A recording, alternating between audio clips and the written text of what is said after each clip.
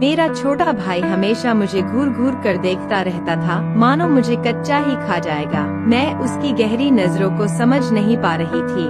मैं तो उसे बहुत ही शरीफ समझती थी, लेकिन एक दिन उसने मुझे कुछ ऐसा करने को कहा जिसे सुनकर मेरे होश उड़ गए। और फिर कुछ ऐसा हुआ कि हेलो दोस्तों, मेरा नाम अनु है और मैं अभी बीटीसी की पढ़ाई कर रही हूँ। मैंने प्राइमरी स्कूल में टीचर बनने के लिए परीक्षा दी है। हमारे घर में कुल 4 लोग रहते हैं, मैं, मेरा भाई और मेरे मम्मी पापा। मेरी उम्र 24 साल है और मैं अपने शरीर को पूरी तरह से मेंटेन रखती हूँ। रोज सुबह व्यायाम करती हूँ ताकि फिट रह सकूँ। मेरे भाई की उम्र 21 साल है।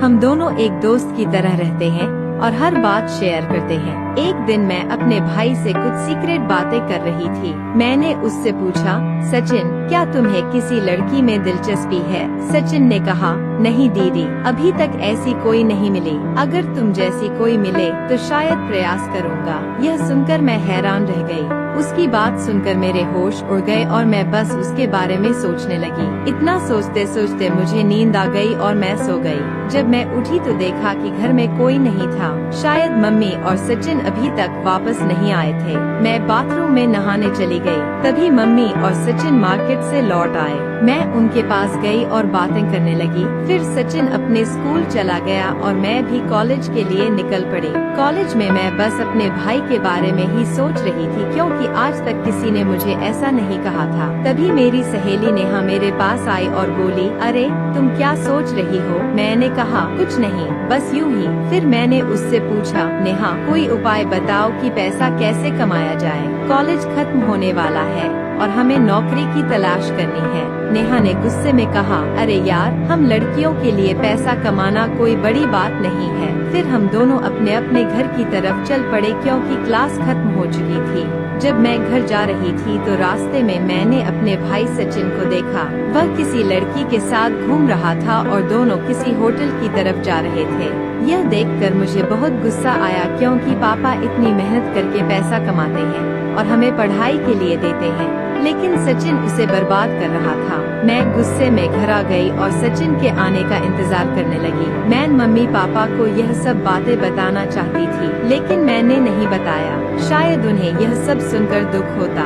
फिर शाम को जब सचिन घर आया तो मैं उसके कमरे में गई। वह टीवी देख रहा था। मैंने उससे पूछा, सचिन, तुम मार्केट में उन लोगों के साथ क्यों घूम रहे थे? उनके साथ मत रहो, वरना वे तुम्हें बर्बाद कर देंगे। सचिन ने जवाब दिया, नहीं दीदी, मैं उनके साथ घूमता हूँ क्योंकि मुझे इसमें मजा आता है और मेरे लिए यही सही है।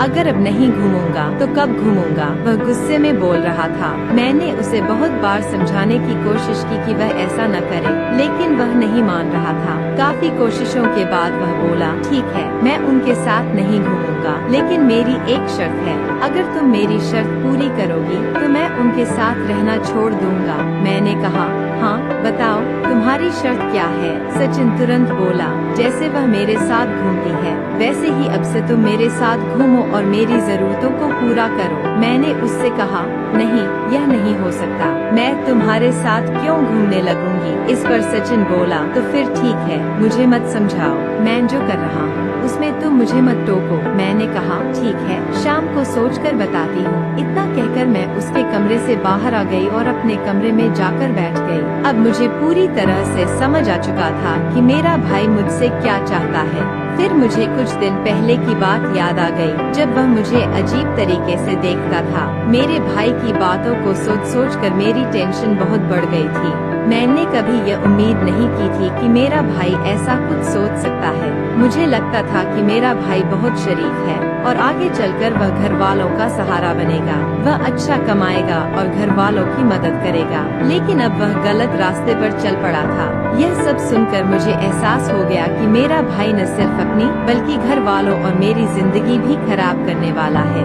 यह सब सोचकर मेरे दिल की धड़कन इतनी तेज हो गई थी कि अगर कोई सामने होता तो वह आसानी से सुन सकता था। मैं अब पूरी तरह से समझ गई थी कि वह क्या करना चाहता है। मेरे पास एक बहुत बड़ी समस्या थी। मुझे यह समझ में नहीं आ रहा था कि क्या करूं। अगर मैं हाँ नहीं बोलूंगी तो मेरा भाई सचिन बर्बाद हो जाएगा और उसकी पढ़ाई भी खराब हो जाएगी। मैं उसे पति पत्नी के जैसे रहने के लिए भी नहीं कह सकती थी, क्योंकि समाज के नजरों में वह मेरा भाई था। था। फिर एक दिन मुझे अचानक ख्याल आया कि शायद यह बात घर में ही रह जाए और इससे हमारे परिवार की जिंदगी भी बची रहेगी और मेरा भाई भी सुधर जाएगा।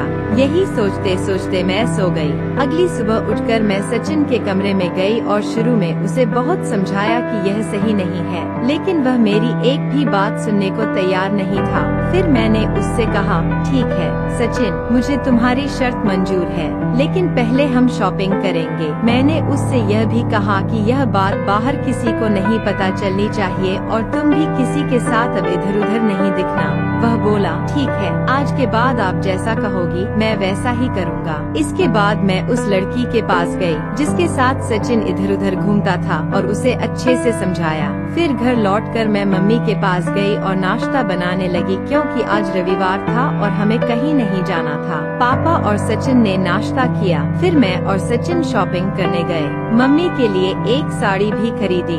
शॉपिंग के बाद हम एक रेस्टोरेंट में गए, वहाँ खाना खाया और फिर घर लौट आए। शाम को सचिन ने मुझसे कहा, दीदी अब अपनी शर्त पूरी करो। फिर मैंने अपनी शर्त के मुताबिक काम करना शुरू किया और उसी दिन से मैं सचिन के साथ एक पति पत्नी की तरह रहने लगी।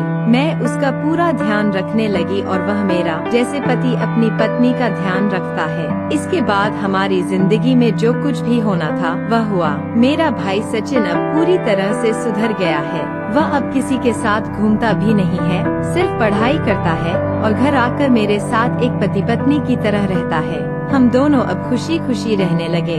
आप लोग मुझे गलत मत समझिए, मुझे तो मजबूरी में ही अपने भाई को इस तरीके से समझाना पड़ा था। अगर मैंने उस दिन उसकी बात नहीं मानी होती तो पता नहीं वह कहाँ कहाँ गलत काम कर रहा होता और हमारे परिवार की जिंदगी भी बर्बाद हो जाती। इसमें मेरा कोई भी नुकसान नहीं था क्योंकि अगर मैं उसका ध्यान नहीं रखती तो फिर कौन रखता। लगभग 4 महीने बाद मुझे जॉब का ज्वाइनिंग लेटर भी मिल गया और मैं वहाँ काम करने चली गई। हमारा परिवार अब अच्छे से चलने लगा था और हमारे घर में सभी लोग बहुत खुश थे। मेरा भाई सचिन भी अपनी जिंदगी में कुछ अच्छा करने की राह पर चल पड़ा था। इस तरह से मैंने और मेरे भाई ने एक दूसरे के साथ पति पत्नी की तरह रहकर हमारे घर को संभाल लिया। आगे तो आप सभी समझ ही सकते हैं, वह सब आपको पता ही है। तो मेरे प्यारे दोस्तों, यह थी हमारी आज की छोटी सी कहानी। अगर आपको यह कहानी पसंद आई हो तो कृपया इसे लाइक करें, अपने दोस्तों के साथ शेयर करें और कमेंट करके बताएं कि आपको यह कहानी कैसी लगी। अगर आप ऐसी ही और रोमांटिक और दिलचस्प कहानियाँ सुनना चाहते हैं तो चैनल को सब्सक्राइब जरूर करें और बेल आइकन दबा लें ताकि आपको मेरी हर कहानी समय पर मिल सके। कल मिलेंगे एक नई कहानी के साथ।